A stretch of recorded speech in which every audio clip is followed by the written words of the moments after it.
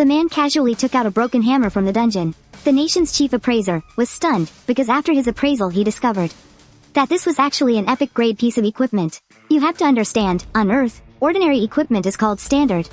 The next level up is called rare, and equipment forged by famous artisans is known as unique. Only equipment crafted with countless resources and effort can be called legendary. Beyond that, any equipment that surpasses legendary can be called epic. The currently known epic grade items are the heaven-shattering sword of the heavenly demon, master of the 100,000 mountains, and the world-splitting 12-ring staff in the hands of the great archmage. There's also Queen Carrie's heart, which is still expanding the snowfields of Sicilia to this day. And the wandering demon sword, which shot out of the black portal and now roams the world. Every single one of these weapons can shake the very foundations of a battlefield. They are truly divine armaments in this world. But I didn't claim this hammer for myself. Instead, I had them issue a press release stating that whoever can lift this hammer can have it. When the appraiser heard this, he completely lost his composure. A man crossed over to another world and spent 300 years finally uniting the continent. But just as he slayed the final Demon King, a portal connected to Earth suddenly appeared. To the hunters of Earth, this place was just a high-level dungeon. But they never expected to find a living person inside the dungeon, and one who had slaughtered every single monster within it. Originally, when this portal appeared on Earth, no team dared to enter, because the portal was black.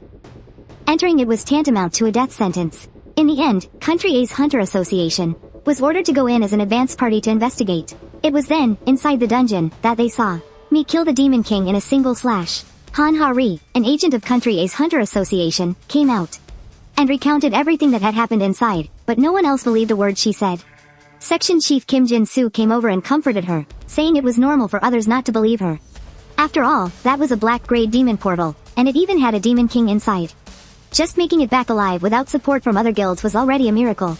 Let alone clearing it completely. At that moment, they found some clothes for me and led me to an interrogation room. Kim Jin-soo sat down, looked into the room, and asked, "So this is the survivor from this incident?" Sometimes, you do find survivors in portals. The portals that appear all over the world have one thing in common. The worlds inside are either already destroyed or in the process of being destroyed. And on very rare occasions, a survivor will manage to come to Earth through a portal. These people still retain their superhuman strength after they come out. That's why the government provides these individuals with the greatest possible convenience.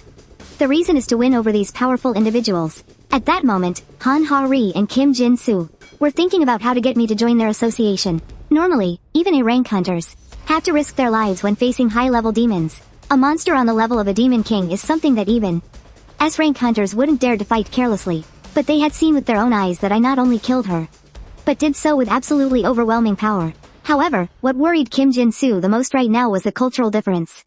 Ever since I came out, I've been referring to myself as this king. He thought to himself, he must be royalty, right?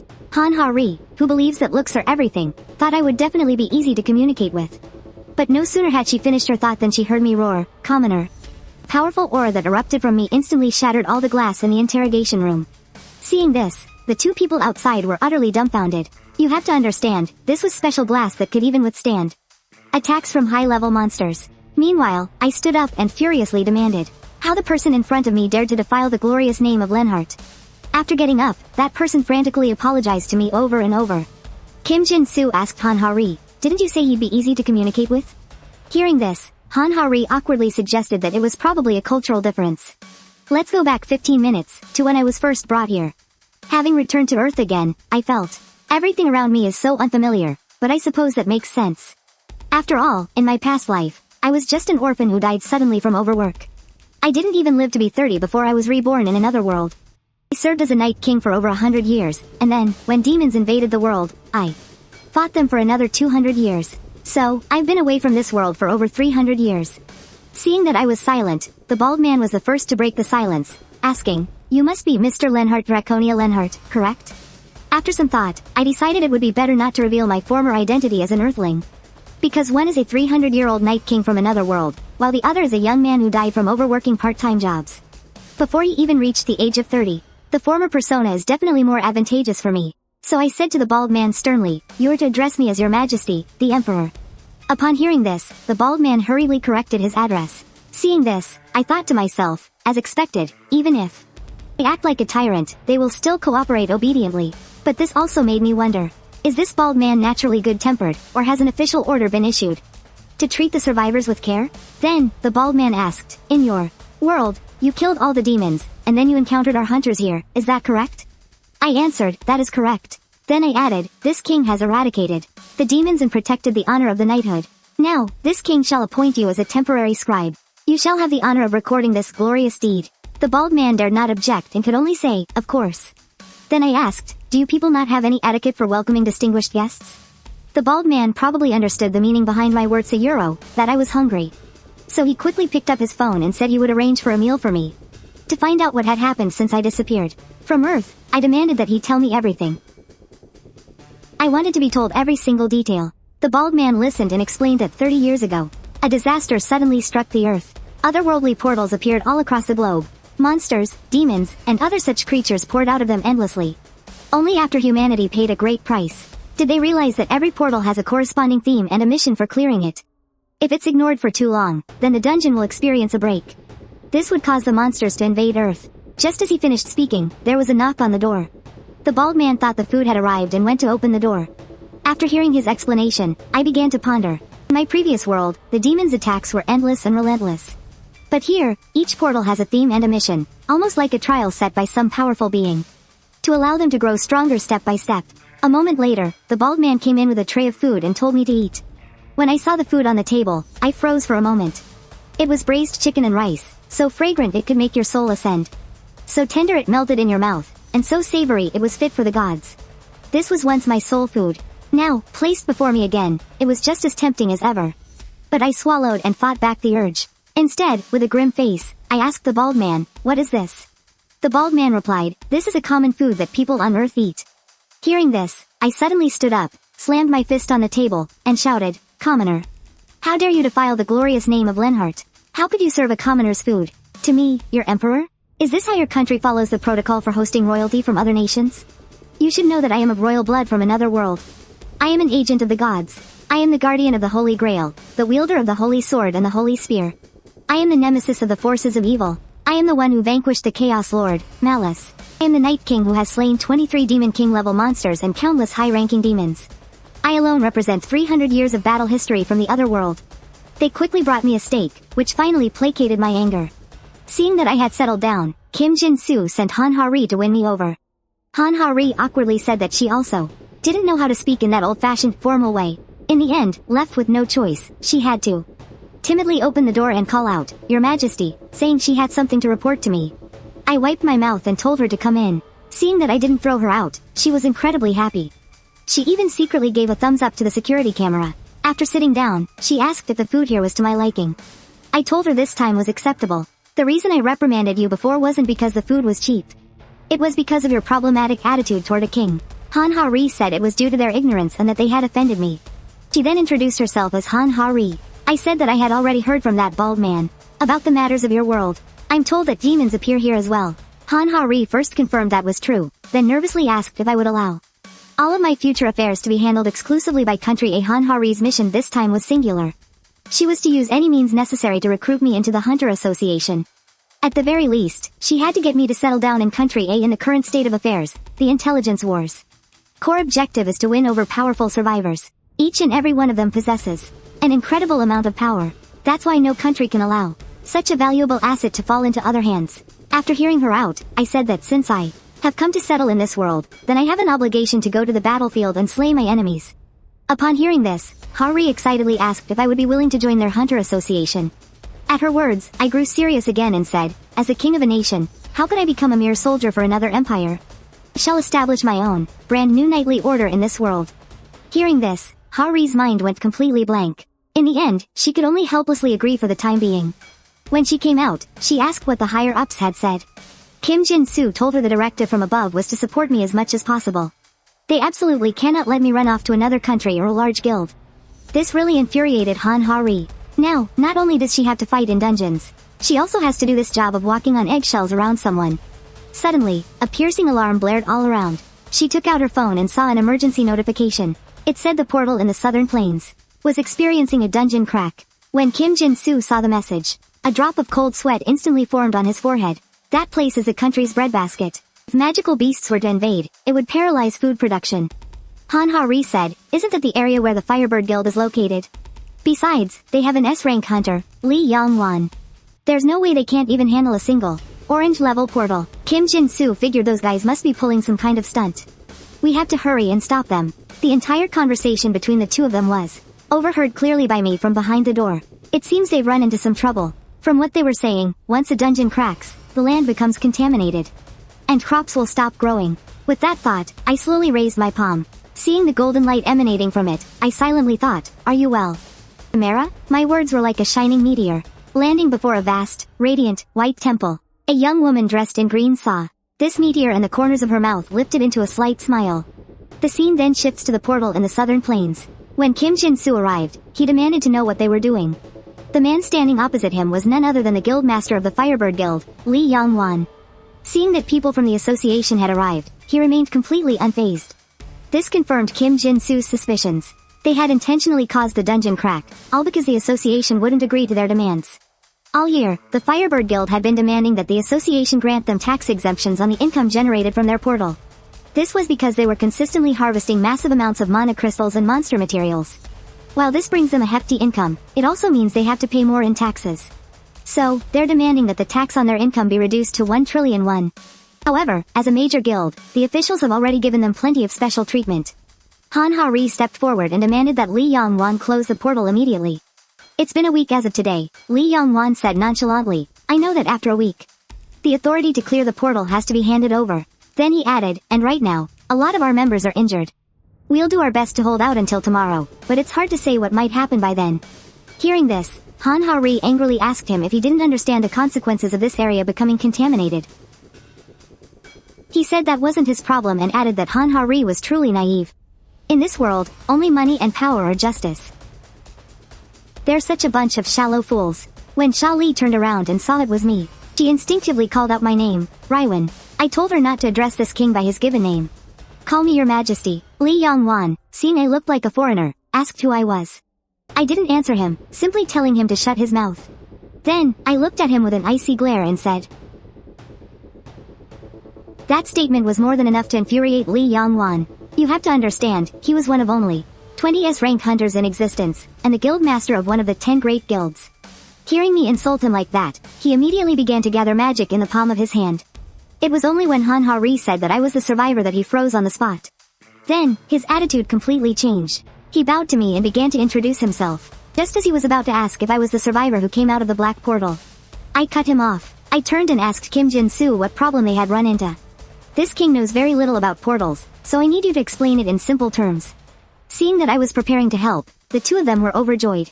Sha Li explained that once a dungeon begins to fracture, it releases a large amount of magic essence that contaminates the land. And once land is contaminated, nothing will ever grow there again. And the southern plains right beneath our feet are our most important food-producing region. So if this area gets polluted, the entire nation's food supply will be drastically affected. Upon hearing this, I asked her how to stop this from happening. Sha Li told me we must clear the dungeon as soon as possible and destroy it completely. After listening, I said I understood and told them to gather their forces. The moment the guild's authority expires, this king will personally lead the charge. But before that, as a foreign king, I cannot arbitrarily conduct military operations in another country's territory. Therefore, I must first obtain permission from this country's emperor. Hearing this, Sha Li, who was standing beside me, said that it didn't need to be so complicated. I said that everything must be done according to the rules. If we don't abide by the laws that represent the nation's authority, how can we call ourselves honorable knights? Now hurry and send a messenger to inform your emperor. Across from us, Lee Young-won was stunned. He never expected me to be an even bigger bluffer than he was. But in the end, I took on the responsibility. That evening, Sha Li reported that everything I requested was ready. Then she asked, confused, why I had her prepare these items. I said, didn't you say the land was contaminated? So, I am going to help you purify that contaminated land. She then asked, you're going to do that with just these straw dolls? Afterward, she led me to a large tent where the dolls were being made. As per my request, they had gathered many women with experience in childbirth to craft the dolls. After I entered, I had them come forward one by one, holding their dolls for my inspection. When I saw the first one, I was deeply disappointed. This is an absolute disgrace. Do you dare call something so abstract and ugly a doll? As I spoke, I channeled power into my palm and shattered it to pieces. I then rejected another one that reminded me of an old acquaintance. Han-ha-ri then stepped forward and presented the doll she had woven. But I didn't even glance at it before tossing it aside and calling her an idiot. Didn't I already say I needed a woman with experience in childbirth? Just like that, I rejected dozens of dolls. Until a very serene-looking old woman came before me. Looking at the doll in her hands, I couldn't help but marvel at how perfect it was. I then excitedly crouched down and asked her how many children she had given birth to. The old woman replied that she had born 19 herself. I told her, "You are truly a wellspring of life, a patriot in the truest sense of the word." In the past, I would have certainly dispatched a knight to personally present you with a medal and gifts. But circumstances don't allow for that now, so please forgive me. After that, I took the doll to the fields and placed it on a table. Under the puzzled gazes of the others, I slowly raised my right hand. From a vortex of blue energy, I drew out a holy grail and began to chant an incantation. "Oh, bountiful Mother Earth, the children of this land offer you this harvest doll. Please, reveal yourself." Seeing this, Li Yangwan also couldn't help but come closer to watch out of curiosity. When I finished my chant, the holy grail began to glow with a golden light. Then, sweet water materialized out of thin air in the cup. As the water level inside rose, it soon overflowed. Then, the water began to move as if it were alive, flowing towards the doll on the table. This sight completely stunned everyone around. After all the water had surged into the doll, it miraculously stood up. And it spoke, "Lenhart, my child. It has been a long time." To this, I bowed and said, "Greetings, Mother of the Earth's pastures, Demera, the goddess of life and bounty." Demera sensed her surroundings and said, "So, this new land is also suffering an attack from evil forces. And it seems some of the land has already been corrupted." I replied, "That's right. Demons are causing trouble here as well. But unlike our world, this place has no divine presence. The people here have no faith. I worry that some of these lowly, vulgar people may offend your sight." Demera said, "Ignorance and greed are not sins. For mortals with their limited lives, it is only natural." She then asked what I planned to do. Although I find it pathetic that those fools' lives are held in the hands of swordsmen. The right to rule is sacred. Therefore, I will ensure that rights and obligations advance hand in hand in this land. I will guide the ignorant and foolish onto the correct path, until a new pantheon is established in this land. Upon hearing this, Demera revealed a faint smile and asked if I needed her help. The people of this land are being tormented by an evil substance called miasma. Although this may not be what you intended, I ask that you heal and purify this land. As Demera extended her arm, she said that they were already prepared. Then, a giant, ethereal form appeared above my head. "You are my high priest, our agent. The earth of this world is not my flesh. I shall spread my divine power, and with my own being, replace this parched land. Then, all existence upon this land will become your ally." As Demera's words faded, the droplet of water in her hand fell upon the earth. Then, under the astonished gazes of the crowd, all the crops on the land were restored to their former vitality, becoming even more fertile than before. But this did not please Li Yangwan. He shouted, telling everyone not to be deceived by me. "Crops ripened by magic are poisonous." I turned back and said, "These have been personally blessed by a goddess. How dare you claim they are poisonous?" He then said my straw doll looked like I was using some kind of witchcraft. Hearing this, I said coldly, "I suggest you do not defile the goddess with that filthy mouth of yours." Li Yangwan was so intimidated by my powerful aura that he didn't dare to argue any further. But he thought to himself that he couldn't let his own grand the plan was ruined because of me, a survivor. As long as the word magic was even mentioned, he could insist I was a complete fraud. So, citing the people's food safety as his reason, he demanded an appraisal, adding that he would provide the appraiser. This appraiser stepped forward and began using his appraisal skill on the crops on the ground. But when he finished his appraisal, he was completely stunned, because every single stalk of rice here was of the rare grade. It could even cure level 3 diseases. Without a second thought, Kim Jin-soo told Hari to go borrow a pot from the village chief's house. He was going to start a fire and cook right then and there. The moment he ate the rice, he too was plunged into a state of stunned disbelief. Because this rice was basically a continuous enhancement potion, it was as good as an enhancer that costs 3 million a bottle. Hari also ran over, saying this stuff was absolutely incredible. Kim Jin-soo heard her mumbling, and told her to swallow first before talking. Hari obediently swallowed what was in her mouth. Then she said that she had gotten a little curious and eaten a bug from the field. As a result, she got an enhancement buff. If they hadn't seen it with their own eyes, nobody would have ever believed it. Jin-soo didn't dare to imagine how terrifying it would be if the blessings range covered the entire land. He then quickly ordered the raid team members to go catch and eat some bugs. They needed to max out their buffs before entering the portal. However, off to the side, the man planning to use this dungeon to blackmail the association, Li Yangwan, was not happy at all. Originally, only his guild had the strength to clear this dungeon. But now, my sudden appearance had disrupted his plans. Suddenly, he thought of something. He noticed that the only A-rank hunter in this group was Han Hari. And judging by the fact that I had just summoned a deity to bestow a blessing, he concluded I was just a support class with no combat ability. So he figured that this time, we were all very likely going to die in there. Because when he had entered the dungeon to scout it earlier, he had discovered a monster inside that was absolutely impossible to defeat using ordinary methods. Just then, under their guidance, I entered the dungeon as well. Listening to Hanhari's explanation, it seems that most portals require you to either complete a quest or eliminate the boss to close. I like the idea of a fair, one-on-one duel with the boss. After hearing that, Hanhari didn't have the heart to tell me that it's usually a group fight. She then told me that in most dungeons, the more monsters you kill, the fewer there are. But if you run into special cases like skeletons, zombies, or demons, then you have to kill the boss monster to stop the mobs from endlessly respawning. As soon as she finished speaking, we received a system notification. It said that all, within the portal, the undead nigh living beings were on a countdown. We had to kill the undead knight, Dullahan, within 3 hours. In the next second, everyone's heart skipped a beat. Jin Su, at the front, cursed Li Yangwan, calling him a bastard.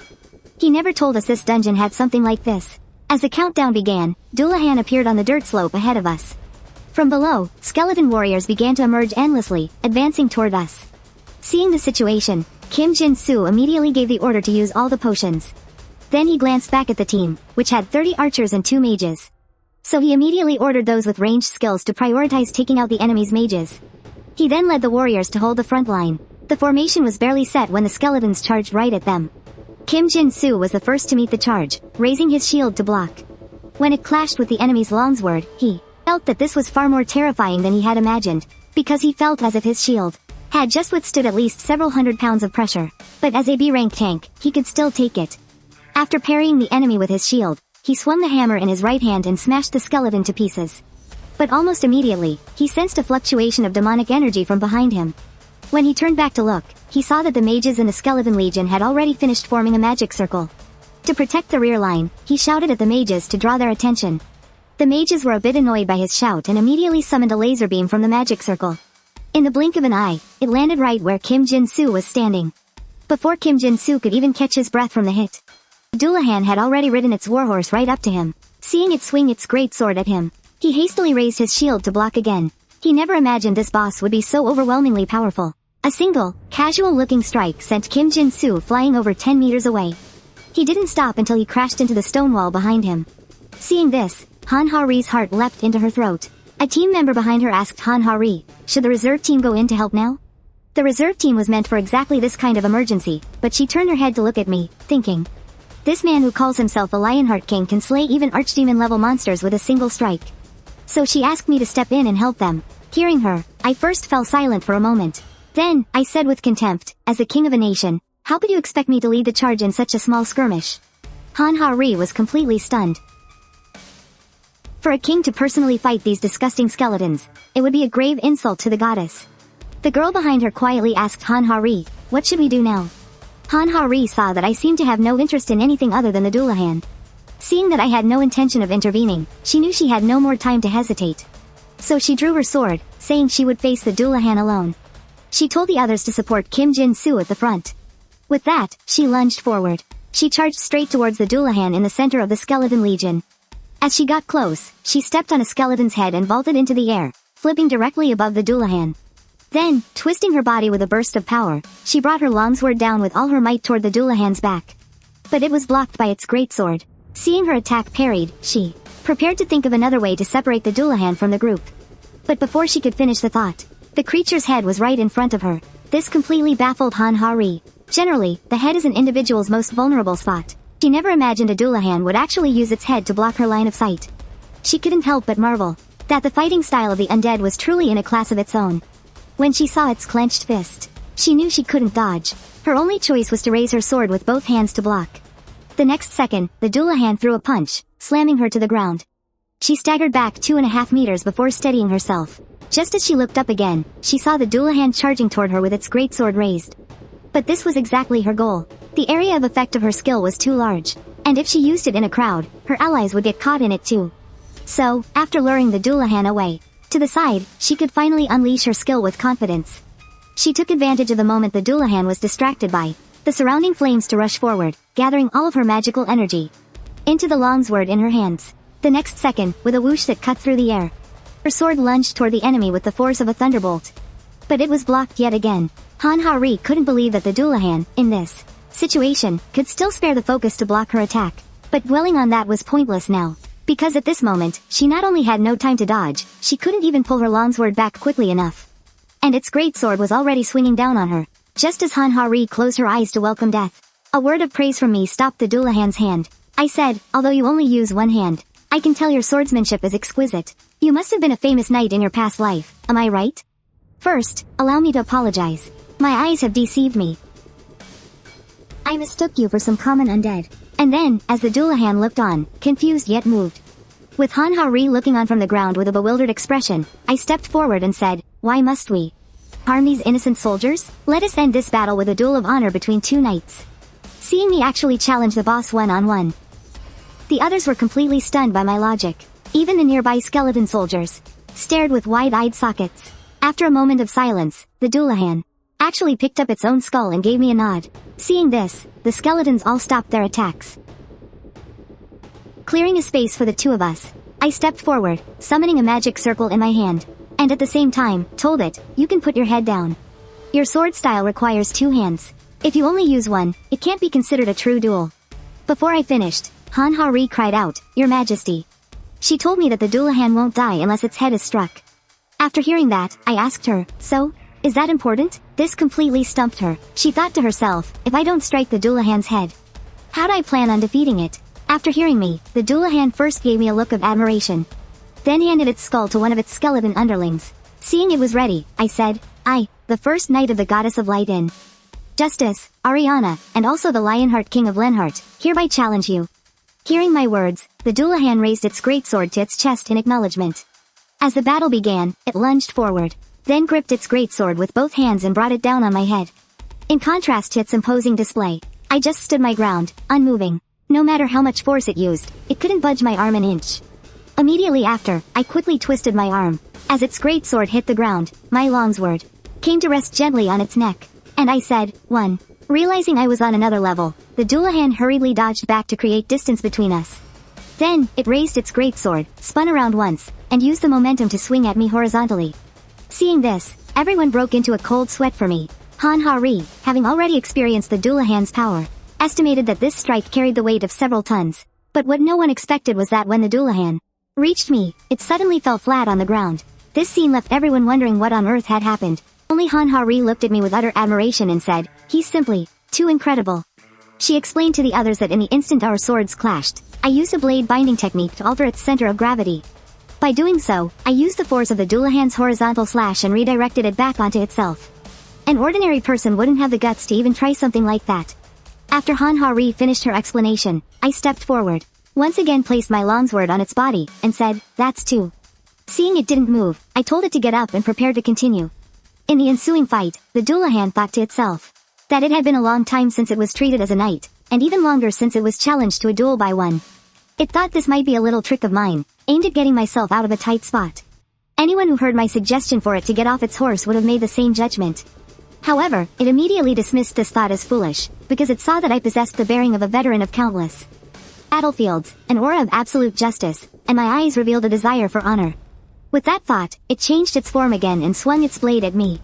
But this time, just like the previous two, I skillfully parried it away, and then placed my longsword on it. And said, that's 3. At this moment, it looked at me as if it were seeing the very pinnacle of honor that all knights strive for. And from the bottom of its heart, it believed that I was a king of knights, worthy of reverence and challenge. Therefore, it no longer wanted to use necromancy. It only wanted, as a knight, to engage in a righteous duel of sword against sword, blood against flesh. It just wanted to clash swords with the man before it countless times, just like in its own forgotten memories. When it too would stand for justice, and draw its sword for honor. I would also duel with many renowned knights. After a long and grueling battle, his greatsword was once again sent flying from his hand, and this was the 10th time. He had my blade at his throat. However, I could feel his swordsmanship growing more and more refined. I asked him, it seems you are remembering your past life, are you not? The Dullahan straightened his posture and clenched his fists. He desperately wanted this wretched, undead body of his to return to that glorious age. Then, I asked, do you wish to continue, knight? At my words, he glanced over at the skeleton holding his head. The skeleton, understanding immediately, came forward. The Dullahan took his own head. He didn't know how long he had lived through these days of slaughter.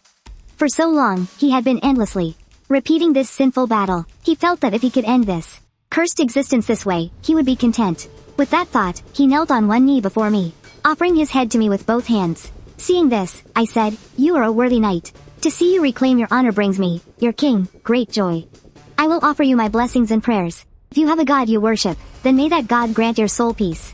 If not, then may the goddess guide you to the end of the garden. I hope we may meet again at the banquet of the gods. May you find the light." As my final words faded, a brilliant golden light erupted from my palm.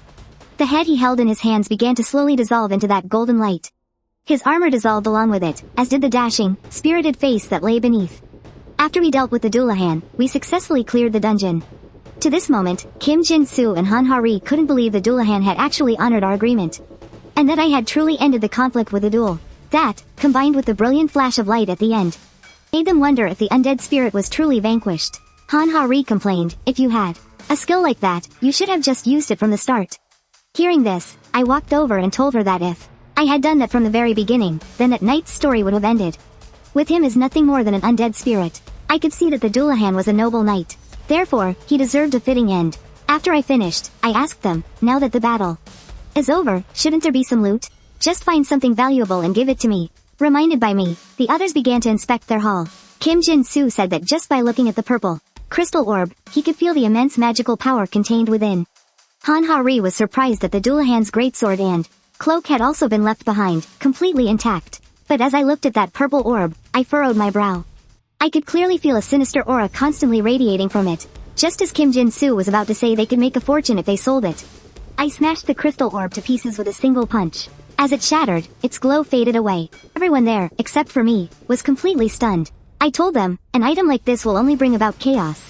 The final dungeon rewards were the Dullahan's cape and greatsword. One day, Han Ha-ri was preparing to bring me steak and some high-end red wine, as usual.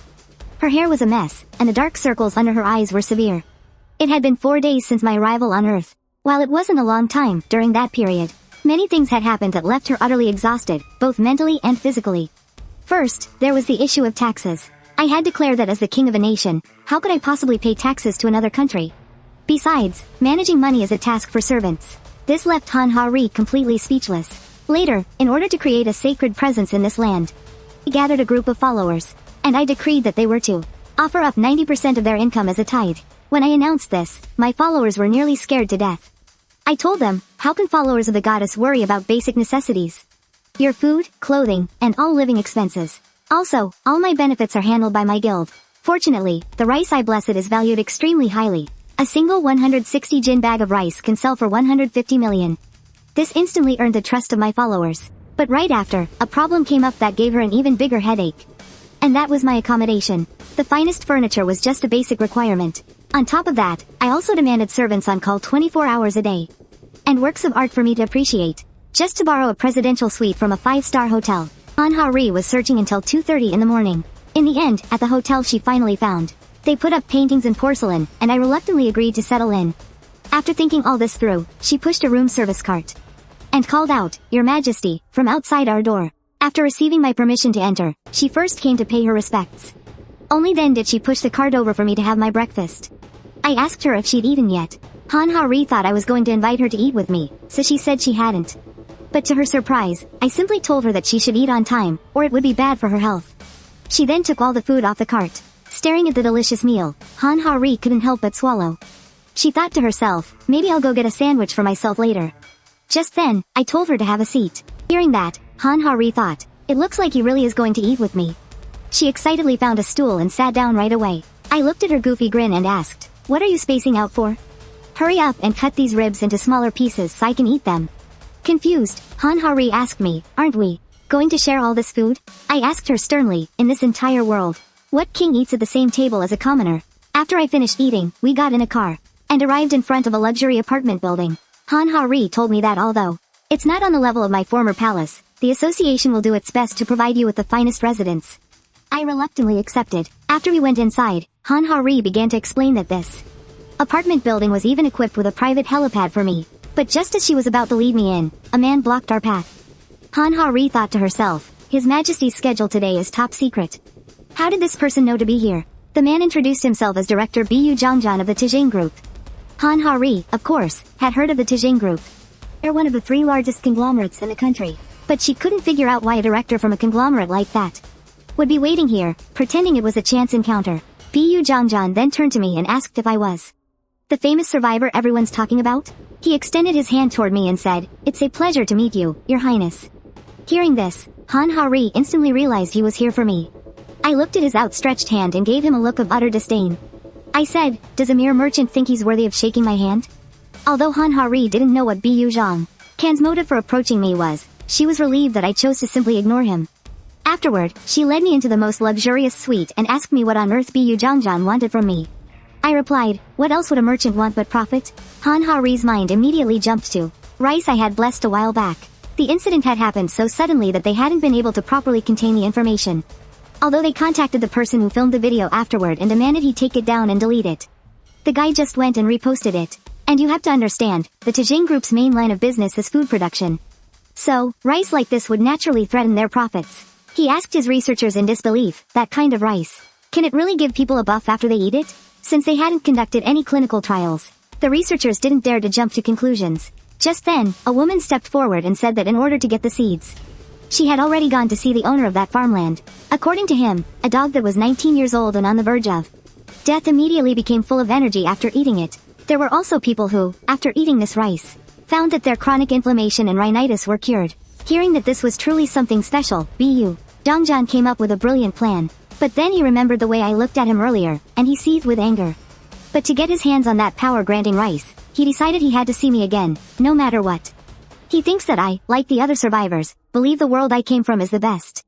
In reality, we're just relics of a backward civilization, so he's planning to crush me with a culture shock. Meanwhile, I stood by the window, looking out at this world. I've now set 3 goals for myself. First, to spread the faith. Although there are many gods and believers on Earth, the all-important holy power is absent. So, in order to use it, I need to spread a new faith and expand the number of believers. Second, I must rebuild the Order of the Holy Grail Knights.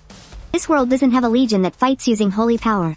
They were the nightmares of monsters. My once most capable generals. So, to completely eradicate the evil forces in this world, I will spread the faith, restore its sanctity, and cultivate Holy Grail Knights in accordance with the harmony and order of the Pantheon. Just then, Han Hari came over and said someone was requesting an audience with me. I said that since they went through the proper channels, there was no harm in meeting them. A moment later, 3 people walked in. The one in the lead was none other than Park Jong-chan. Looking at them, I sat up straight and crossed my legs, putting on an arrogant expression. Park Jong-chan thought to himself that for the corporation's benefit, bowing to a barbarian like me was nothing. So, he said in a subservient tone that he had prepared a small gift for me this time. He then had his subordinate bring in a huge metal case. He thought that for a barbarian like me, the contents were a luxury I couldn't even dream of. Once I had a taste, there would be no turning back. By then, I would surely be begging their company to manage that farmland. After he finished, I said, "Seeing as you're so sincere, I'll accept it." Hearing my arrogant tone, he once again suppressed his anger and was about to open it to show me. I said, "I can't be bothered to teach lowly things like you proper etiquette right now." So, I had Han Hari go open it and take a look. Hearing this, Han Hari walked over. She just reached out and gently touched it, and the case began to unfold on its own. When Han Hari saw clearly what was inside, her pupils instantly dilated. Once the case was fully open, Park Jong-chan said proudly, "These are all the cutting-edge weapons our corporation prides itself on." He added that I could pick any one I wanted. Standing beside them, Han Hari was shocked to hear they were giving away such rare weapons for free. This was something money couldn't buy. She had only ever seen things like this in videos on websites when she was a student at the academy. But what no one expected was for me to say, "Forget it. This kind of low-grade trash isn't even presentable." Han Hari quickly reminded me that these were all top-ranked famous swords. I replied, "A sword that has not been bathed in the light of the stars, nor received a divine blessing, how can it be considered a famous sword? Don't tell me your weapons are all used for hunting?" Park Jong-chan was already breaking out in a cold sweat, his confidence wavering. I asked him, "Don't you believe what I'm saying? Since you're so confident in your weapons, then I suppose I can reluctantly test out just how strong they are." With that, I reached into a dimensional space and pulled out my longsword. Everyone was first surprised to see me pull a weapon out of thin air, but they soon noticed that the sword in my hand was covered in rust. Then, he stifled a laugh and said he wanted to witness the glory of my treasured sword. After saying that, he told Han Hari to go pick one she liked. Hearing this, her face lit up with joy, but amidst her excitement, she still turned to look at me. After I nodded, she eagerly went forward to choose a weapon. In the end, she picked out a long, red blade. This was something she had coveted for years but could never hope to obtain. Dawnbreaker, forged by the master craftsman Park Jin-chul. The moment she grasped the hilt, she could feel the power contained within the sword. It was said that this sword was forged under the intense solar energy of a special portal. Hammered for a full 10 days. It seemed the rumors were true. She then brought the sword over to me. I raised my own sword, motioning for her to strike it. Seeing this, she no longer hesitated and began to gather the magic within her body into the blade of her sword. Then she swung it fiercely at my sword. But the moment our two swords clashed, Dawnbreaker in her hand shattered into pieces. This scene stunned everyone present, except for me. Looking back at my sword, not even a single scratch was left on it. As I sheathed my sword, I said, "What a waste of time. Your sword is even more pathetic than I imagined. Now, I'll give you 3 minutes to say what you need to say." Park Jong-chan couldn't believe that Dawnbreaker had just broken like that. It was the Duzhong group's strongest weapon, the culmination of all the group's finest work. In that moment, he felt an unprecedented pressure from me. Finally, he could only bow and state the purpose of his visit.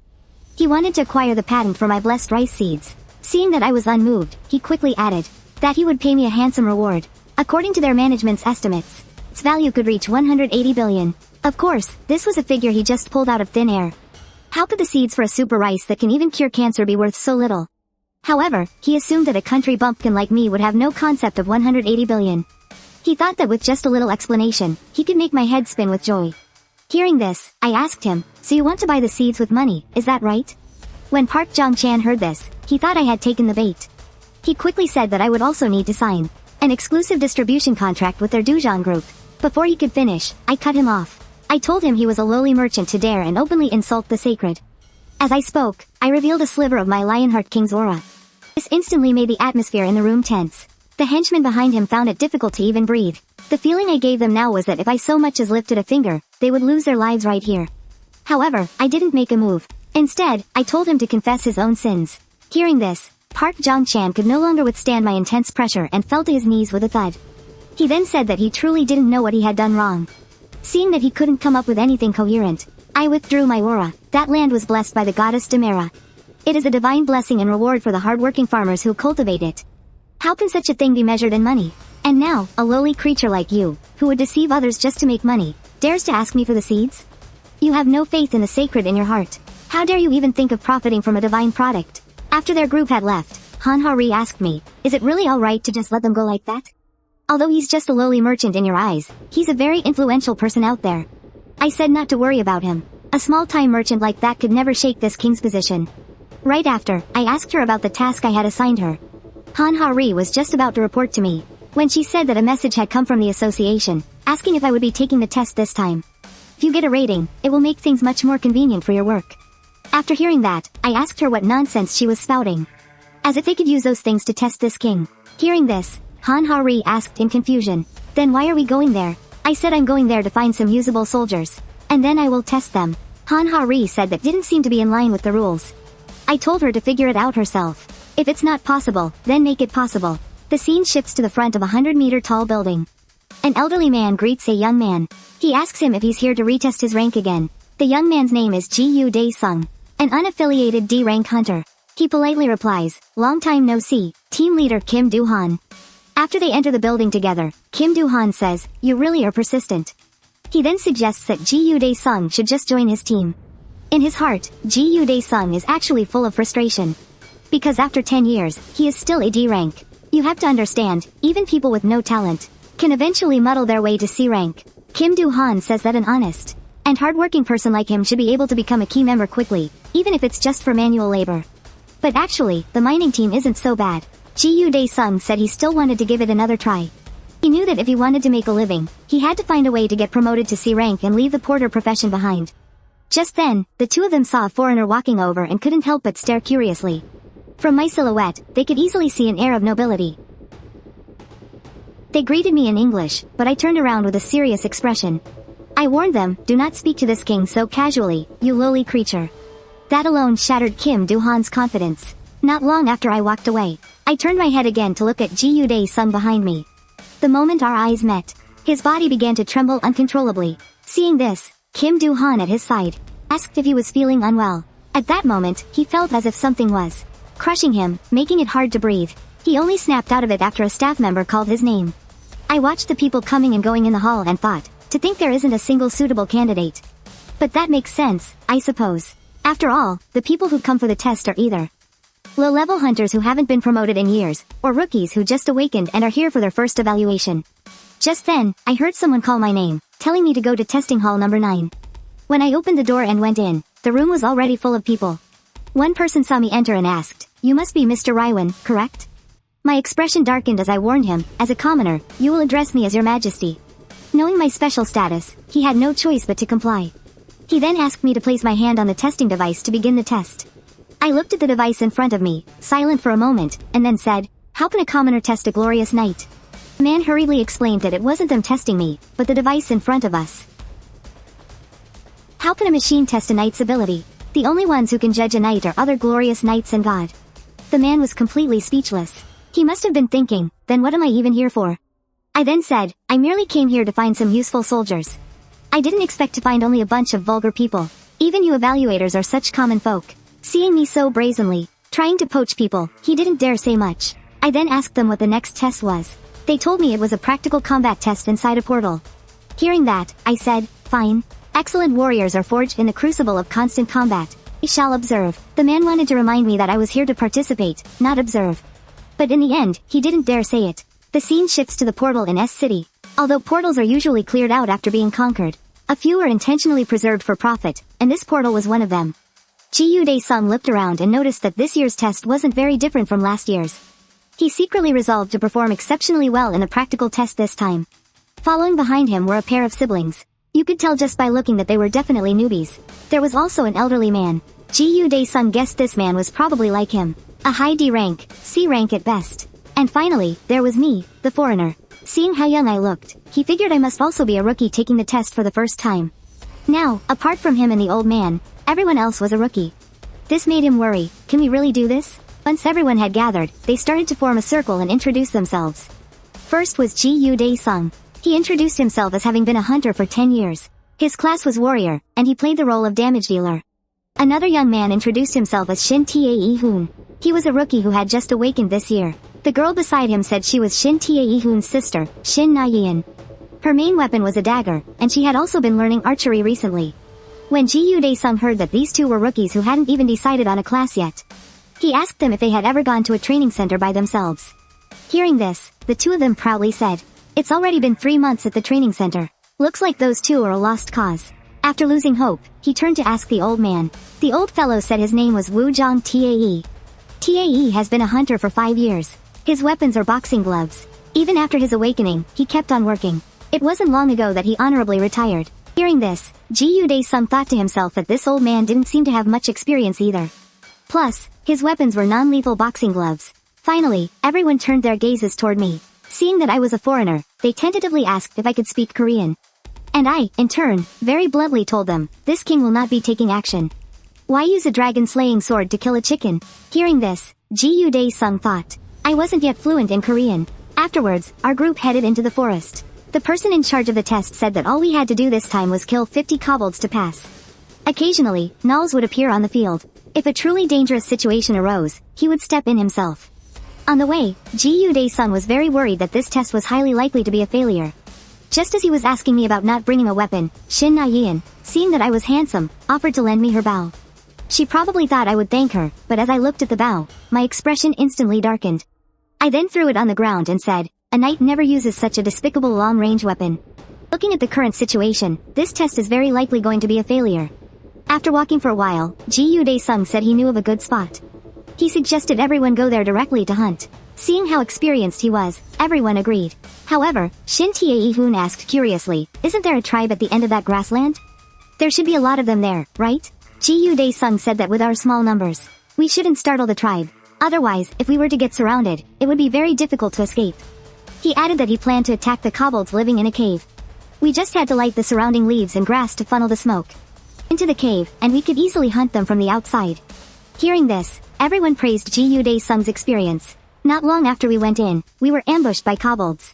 However, this novice team I was with quickly slaughtered them all. Along the way, everyone participated in the battles with great enthusiasm.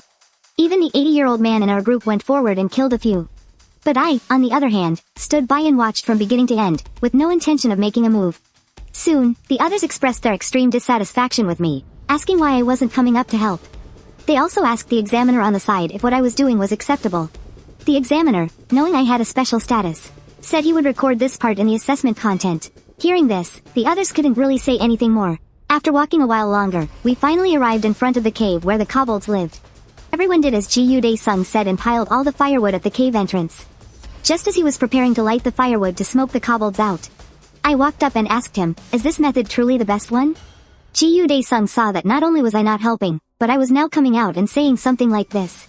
He immediately got angry, saying he had already tried this method successfully many times. He also told an inexperienced young novice player like me to wait. After lighting the bonfire, he gathered everyone to stand guard not far from the cave entrance. Before long, the kobolds, as expected, couldn't stand the thick smoke and came running out of the cave one after another. The people at the entrance were already prepared. The moment the kobolds came out, they launched a fierce attack. Seeing his plan work, Ji Dae-sung was also exceptionally excited.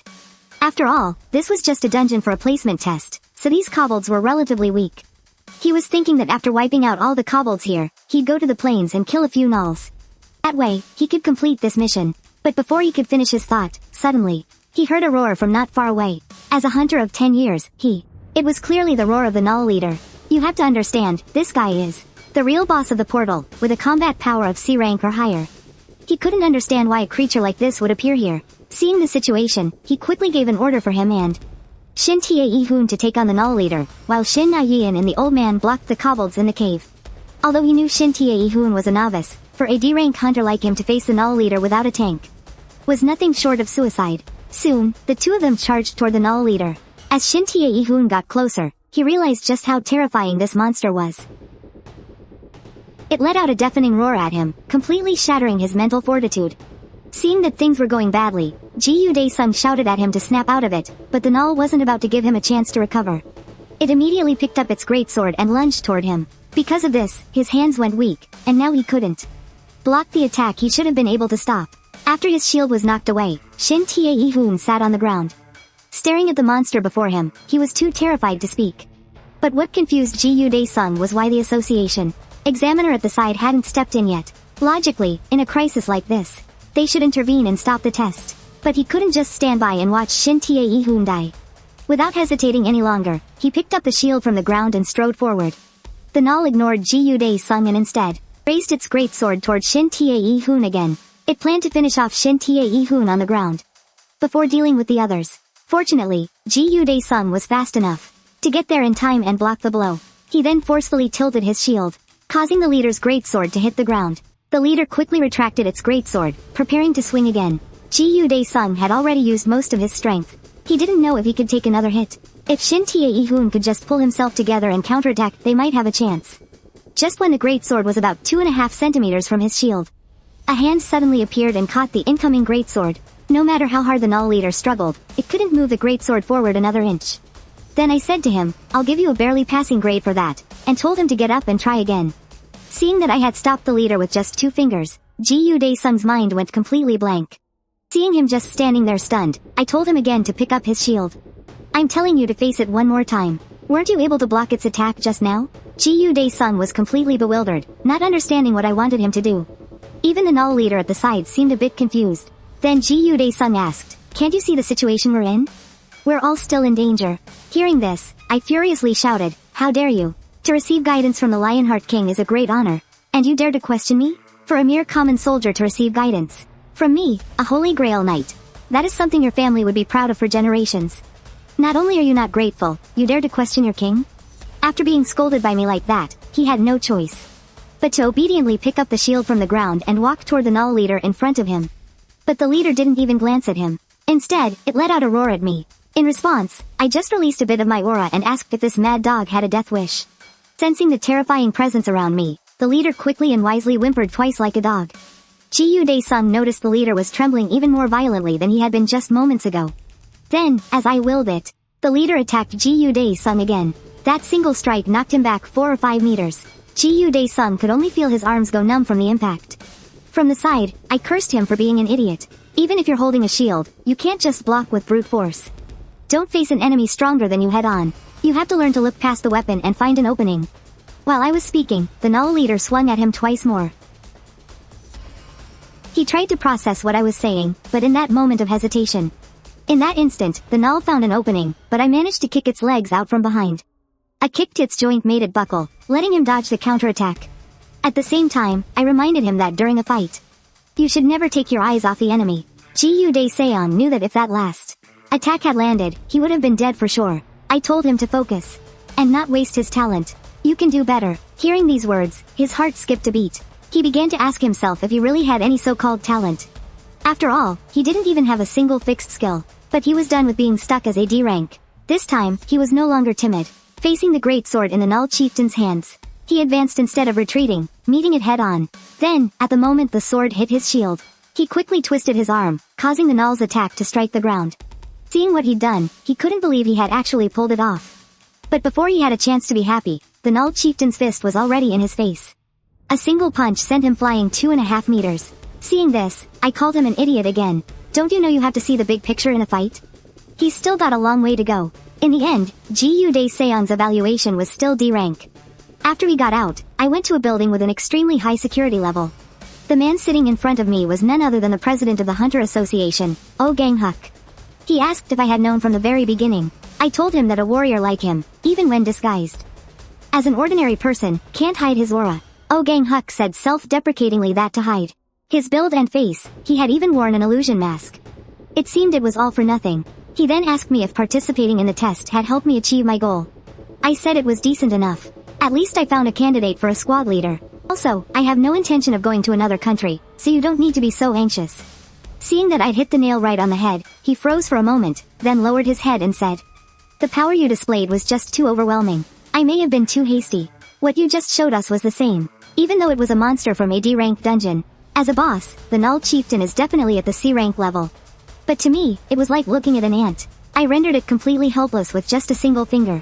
Then, Oh Gang-huk started laying the flattery on thick, and since I'm a real sucker for that, I said, "Something like that isn't even enough for a warm-up." He then said that if I wanted to create a guild, they would offer their full support. He also said that if I wanted to recruit people quickly, there was no easier way than making a name for myself. And in this era, military might is the most effective way to build a reputation. Coincidentally, in Jeongju, there's a gate that, due to a failed conquest, was upgraded to a red gate. For the past year, no one has been able to clear it. Yak Spinner is the special boss inside. Oh Gang-huk wants me to obtain and destroy the jewel of wisdom that it guards. Time flashes back to the first attempt to clear the gate at the Jeongju Comprehensive Sports Complex. A local guild called KPP dispatched a team. After everyone entered the gate, they were all astonished, because the technological level of the world before them seemed far more advanced than Earth's. The woman behind them said that they had actually run into a future-themed gate this time. The captain had thought it would be fantasy or martial arts themed. Now they would have to change their tactics. They then decided to use the tall building in front of them as a base camp. But after getting to the roof and scouting the area for a long time, they couldn't find a single trace of a monster. This naturally struck everyone as very strange. However, they were also relieved the enemy wasn't a resistance army, or the forces of some tyrannical dictatorship. After observing for a while longer, the captain called everyone over for a meeting. He said that although we were inside the portal, we still lacked intelligence on Yak Spinner. Therefore, we had to remain vigilant of our surroundings at all times. He decided to first select a scouting team to map the surrounding area. But before he could finish his sentence, a laser beam suddenly shot out from a distance, piercing straight through the captain's body. Seeing this, everyone was too shocked to speak. When someone finally came to their senses, they shouted for everyone to quickly find cover and hide.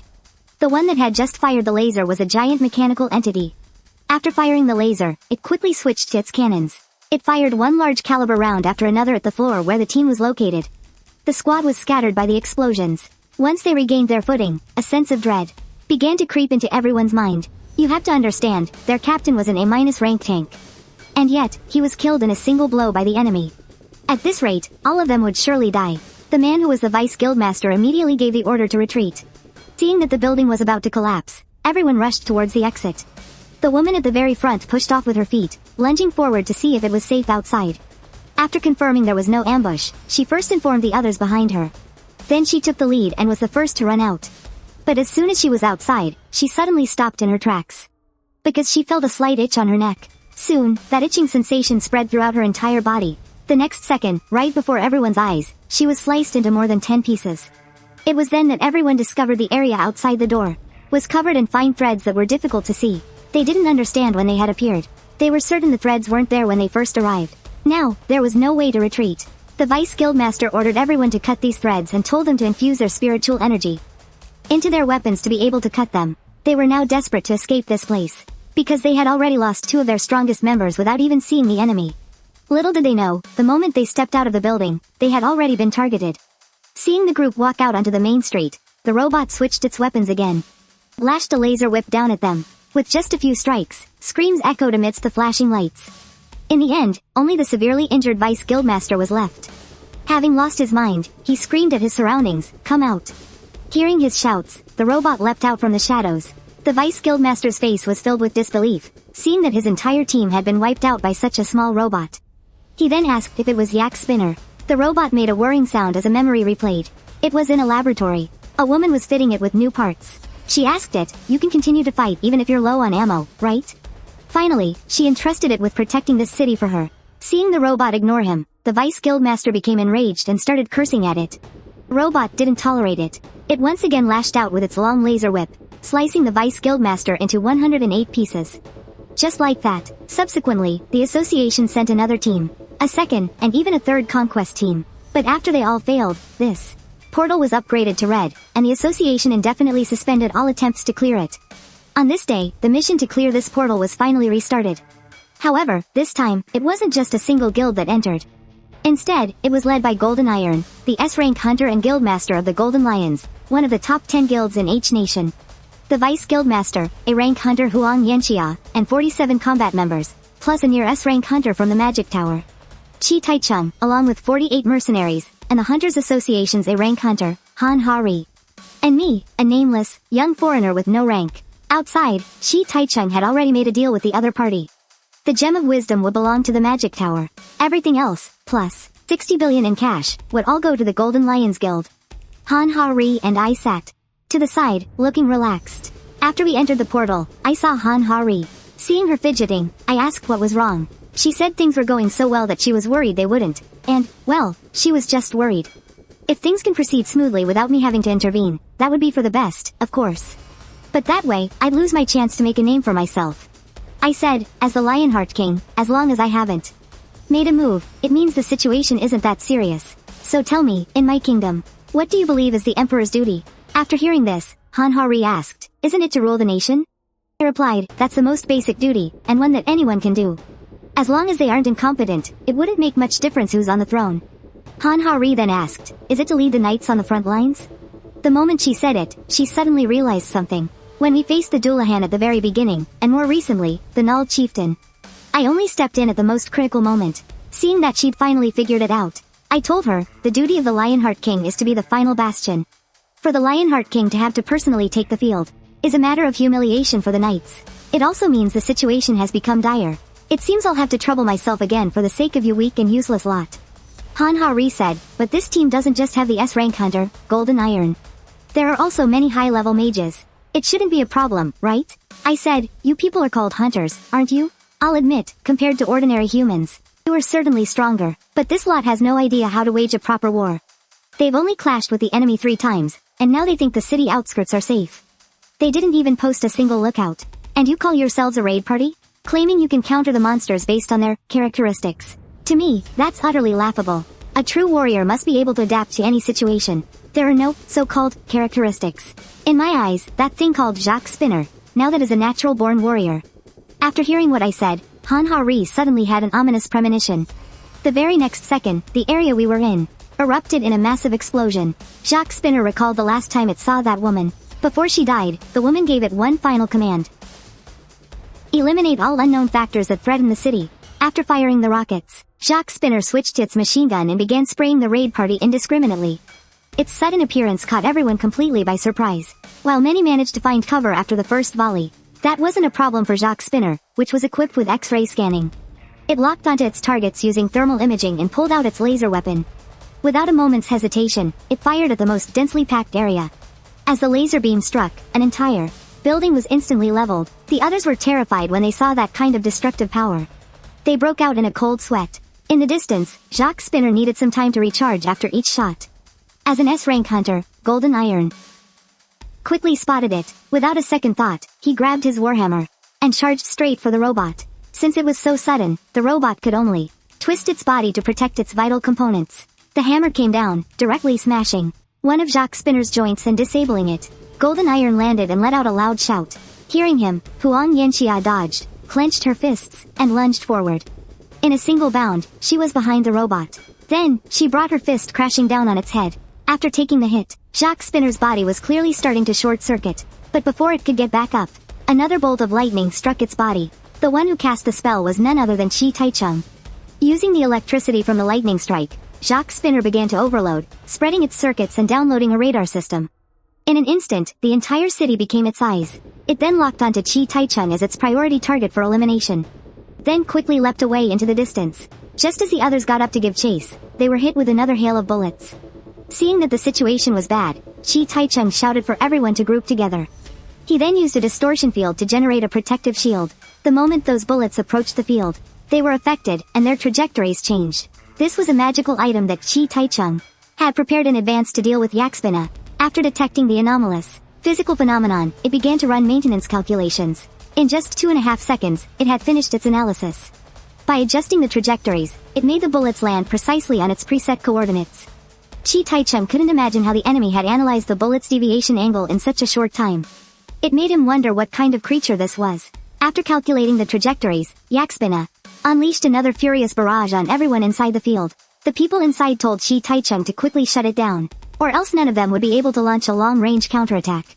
But as soon as the field was turned off, Wang Jin shouted for everyone not to move, because he discovered they were surrounded by electric wires.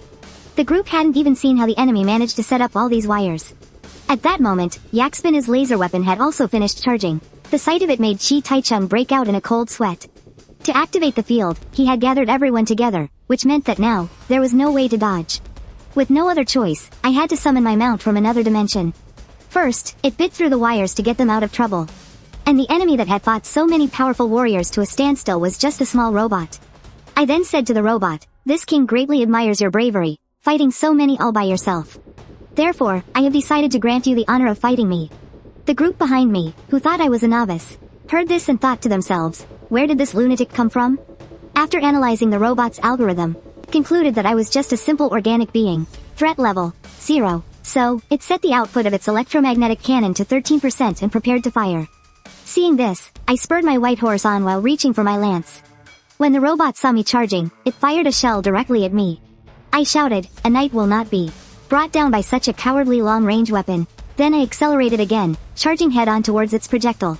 The next second, an explosion rang out. But what went flying wasn't my body, but its parts. Because at that moment, my lance had directly shattered one of its legs. In an instant, the robot's super AI processing server stopped working. Because the phenomenon that had just occurred simply couldn't be explained by logic. At first, it had analyzed the weapon in my hand as an ancient cavalry lance. Although fast, the weapon's mass limited its impact force. Therefore, it believed that a creature like me, with a threat level of 0, posed no threat at all. But 3 seconds before I struck it, it detected that my shout had formed a thin membrane. Although it was different from any previously recorded physical phenomena, it was still within a conceivable range. Even if it could withstand the impact of the shell, it would be obliterated by the subsequent explosion. The next second, the robot was shocked to find that its own shell had been deflected by me. And there was no impact whatsoever. There was only one result. It was knocked away. It didn't know that I was actually using the protection of the holy magic skill, Aegis. It is a law that forces even the rules of the world to obey. The effect of this skill is that, no matter what kind of long-range attack it is, it will be unconditionally deflected once. The robot's server could no longer perform logical analysis. It could not comprehend this physical phenomenon. It then forcibly raised my threat level to 5. Sensing something was wrong, it hurriedly activated its smoke jets, releasing a thick white fog into the surroundings. When I walked into the smoke, I only saw its severed limb on the ground. After escaping the scene, the robot returned to its main base for repairs. All the equipment here was automated and could provide it with a continuous supply of ammunition. Moreover, it could upgrade itself based on the enemy's strength. Back in the city, the squad, wanting to wipe out the threat for good, began to search the city for that robot. Suddenly, at a corner, they thought they saw something, model. With something that looked like a machine gun, the leader ordered those with ranged attacks to fire a few probing shots. When no one responded after a while, he turned around, only to be stunned by the sight behind him. He discovered that his men had been sliced into pieces by thin wires. Before he could react, he heard the sound of something cutting through the air behind him. But when he drew his sword and turned, he found no one there. Then, the surrounding threads swiftly sliced through his body. And just like that, a 5-man squad was silently eliminated by the robot. This scene happened to be witnessed by a passing mushroom head. Seeing this, he turned tail and ran. He ran until he reached a cemetery, where he tripped and fell. Watching the robot get closer, he began to beg for his life. However, the robot suddenly stopped just as it reached the cemetery. This place triggered a past memory. A woman had once told it that soon she would be buried here like the others. She made the robot promise that when that time came, it would remember to protect this city. At this moment, a conflict arose in the robot's internal programming. Its primary directive was to eliminate intruders, but the robot, through its own autonomous judgment, forcibly changed its priority sequence. In the end, it turned and leapt away toward the city. After the robot left, Kitty-chung and his men also heard the commotion and rushed over. The mushroom head thought the robot must have sensed Kitty-chung's great power. And that's why it chose to flee. Kitty-chung looked around and discovered that in this city, it seemed, only this area had not been touched by the flames of war. And the reason the robot chose to retreat was because it wanted to protect these citizens, even though these citizens had now become spirits of the dead. After returning to its base, it continued to use a device to recharge and upgrade itself. It also accessed the entire city's surveillance system and confirmed that there were still 49 members of the squad remaining. Suddenly, it detected that the base's main gate was being forced open. It turned to look and was surprised to see me. After entering, I said, "So this is where you were hiding. Did you have fun playing with those little runts?" As the Lionheart King, a symbol of the knightly spirit, I despise cowardly sneak attacks. Therefore, I didn't attack it right away. Instead, I waited for it to ready itself so we could have a fair and honorable duel.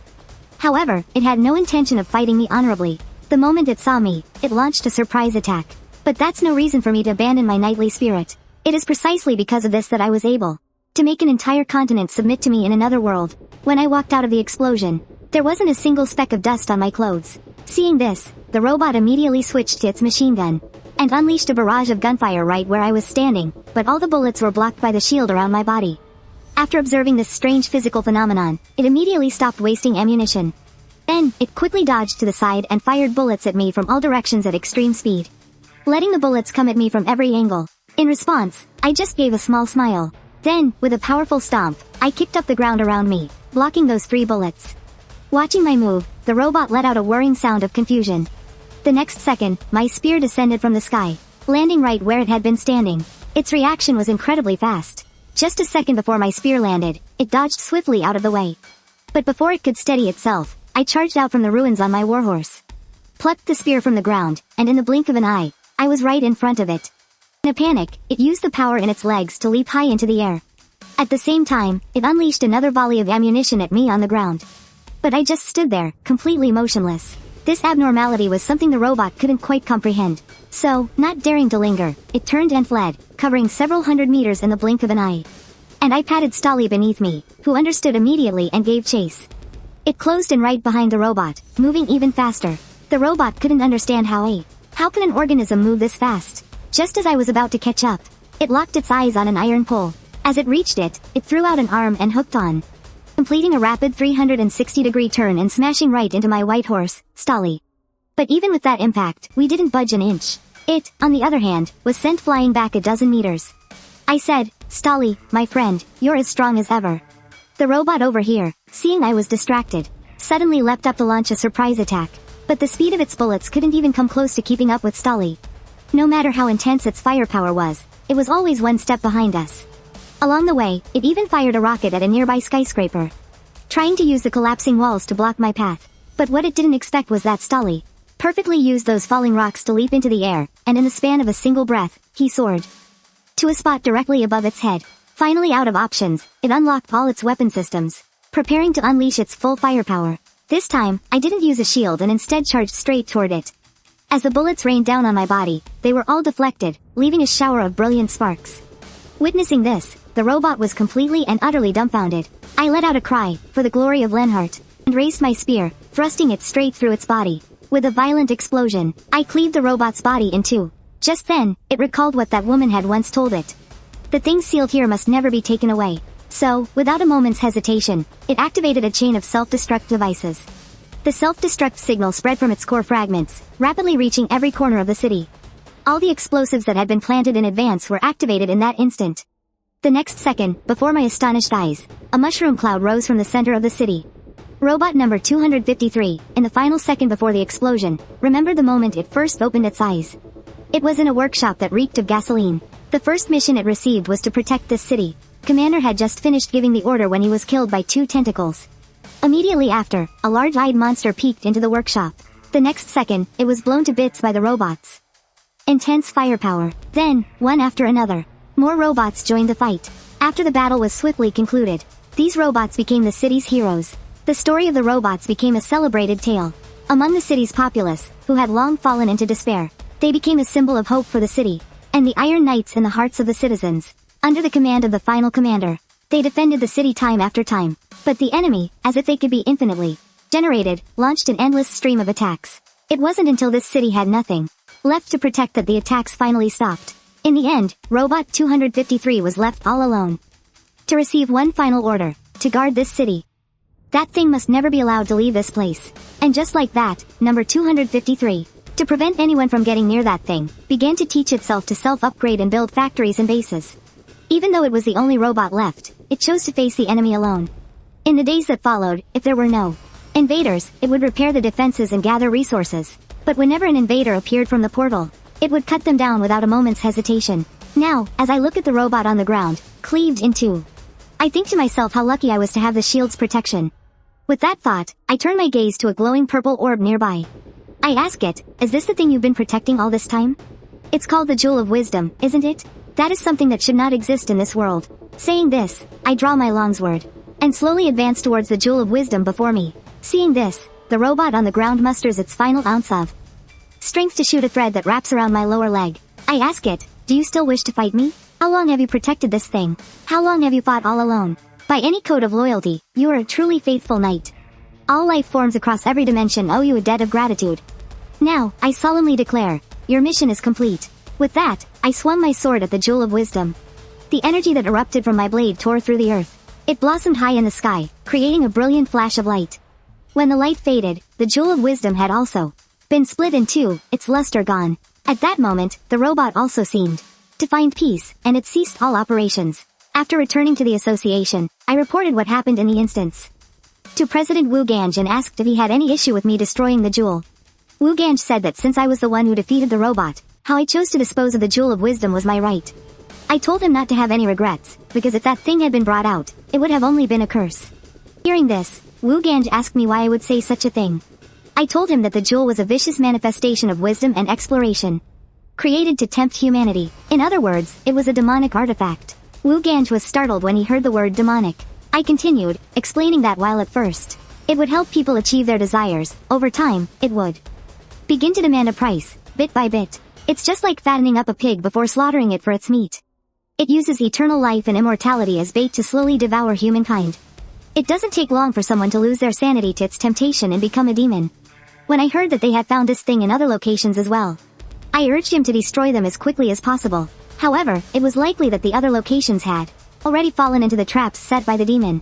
As we spoke, we walked up to a massive metal door. The door opened to reveal numerous researchers and all sorts of high-tech equipment inside. In the middle, on a research platform, lay the robot I had split in two. Wu Ganj had already moved it here. He then asked me what I planned to do with it. I said that it was once a glorious night. Of course, it deserves a proper burial and our prayers, so that it may attend the banquet of the gods. Then, I took out my holy grail and said that before that, I must first consecrate him. With that, I began to channel the power of the holy grail in my hands. The next second, a golden light shot out from the grail, enveloping the robot on the platform. After the golden light faded, the robot actually stood up again. This scene absolutely terrified Wu Ganj, who was standing behind me. The robot made a couple of whirring sounds at me, and then a tiny tentacle suddenly extended from a crack in its armor. I thought to myself, there's no power source right now. How is it able to do that? Could it be that the blessing of holy power created a miracle? After that tiny tentacle emerged, it quickly began to pry open its own outer shell. In just a moment, from within that husk, a miniature robot crawled out. It looked up at me and made two more whirring sounds. Looking at this little thing, I had a revelation. So that's how it is, I said. If it's you, then it's not impossible that you were chosen by the goddess. With that, I drew my longsword from my dimensional space. Then, I plunged the sword into the ground. Everyone who saw this had an expression of pure shock. But before they could react, I swung my sword forward with all my might. Where the blade passed, even space itself was torn open, creating a rift. Immediately after, the ethereal form of a woman appeared within the rift. Upon seeing this woman, Wu Ganj dropped to his knees with a thud. Everyone could feel that the brilliant goddess of light was by no means human. She was a holy being that no one in this world could ever hope to match. Her form slowly solidified as she stepped out of the rift. At the same time, I knelt on one knee and called her name, Yaliana.